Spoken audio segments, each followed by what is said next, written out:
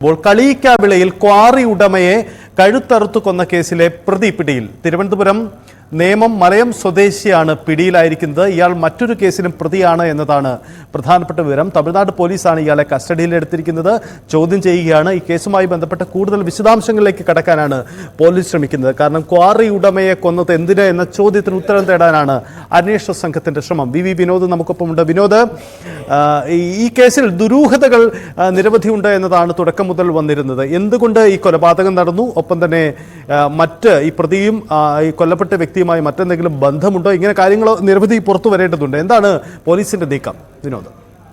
സൈത്ത്, തിരുവനന്തപുരം പാപ്പനംകോട് മലയം സ്വദേശിയായ കൊട്ടേഷൻ സംഘാംഗമാണ് ഇപ്പോൾ കളിയിക്കാവിള പോലീസിന്റെ പിടിയിലുള്ളത്. രഹസ്യ കേന്ദ്രത്തിൽ ചോദ്യം ചെയ്യുകയാണ്. കൊല്ലപ്പെട്ട ദീപുവുമായി ഇയാൾക്ക് പരിചയമുണ്ടായിരുന്നുവെന്ന വിവരമാണ് പുറത്തു വരുന്നത്. ദീപുവിനോട് നേരത്തെ കൊട്ടേഷൻ സംഘാംഗങ്ങൾ ആദ്യം 10 ലക്ഷം രൂപയും പിന്നീട് 50 ലക്ഷം രൂപയും ചോദിച്ചിരുന്നതായി വീട്ടുകാർ പറഞ്ഞിരുന്നു. ഇത് നൽകിയിരുന്നില്ല.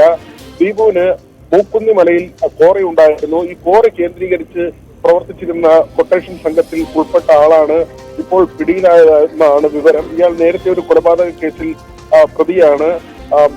ഈ മലയം പളയങ്കീഴ് മേഖലകൾ കേന്ദ്രീകരിച്ചുള്ള അടിപിടി കേസുകൾ, അക്രമ സംഭവങ്ങൾ, ഇതിലെല്ലാം തന്നെ നേരത്തെ പ്രതിയായിട്ടുള്ള ആളാണ്.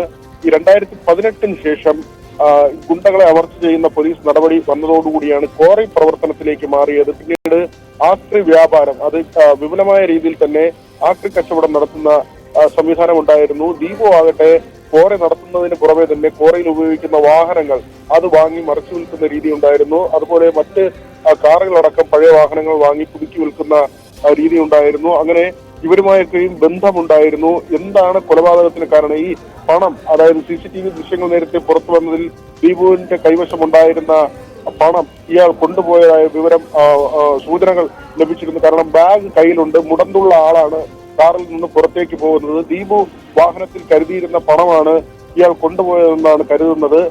അങ്ങനെയെങ്കിൽ ഇയാൾ എങ്ങനെ ദീപുവിന്റെ വാഹനത്തിലെത്തി? ഇവർ തമ്മിൽ മറ്റെന്തെങ്കിലും ഇടപാടുകൾ ഉണ്ടായിരുന്നു തുടങ്ങിയ കാര്യങ്ങളാണ് പോലീസ് പരിശോധിക്കുന്നത്. ഒരുപക്ഷെ കന്യാകുമാരി SP ഇന്ന് വാർത്താ സമ്മേളനം നടത്താനുള്ള സാധ്യതയുമുണ്ട്. സൈത്ത്,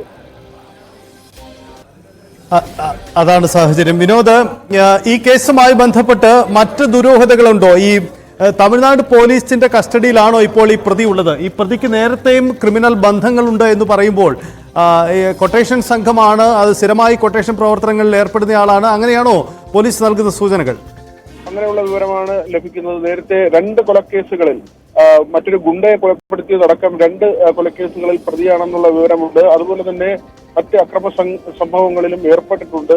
നിരവധി കേസുകളുണ്ട്.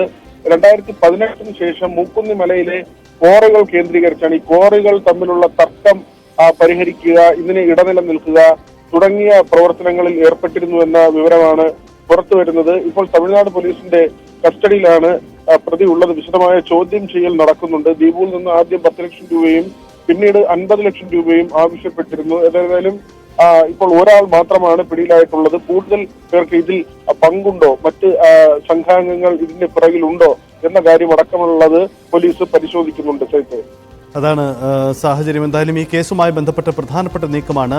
ഈ മുക്കുന്നുമലയിലെ അതീവ പരിസ്ഥിതി ലോല മേഖലയാണ്. അവിടുത്തെ ക്വാറികളും ക്വാറി ഇടപാടുകളും ഒക്കെ നേരത്തെയും വിവാദമായിരുന്നു. അങ്ങനെയെങ്കിൽ ഇത്തരം ഇടപാടുകൾക്ക് പിന്നിലേക്ക് കൂടി അന്വേഷണം പോകുന്ന സാഹചര്യം ഒരുപക്ഷെ ഉണ്ടായേക്കാം.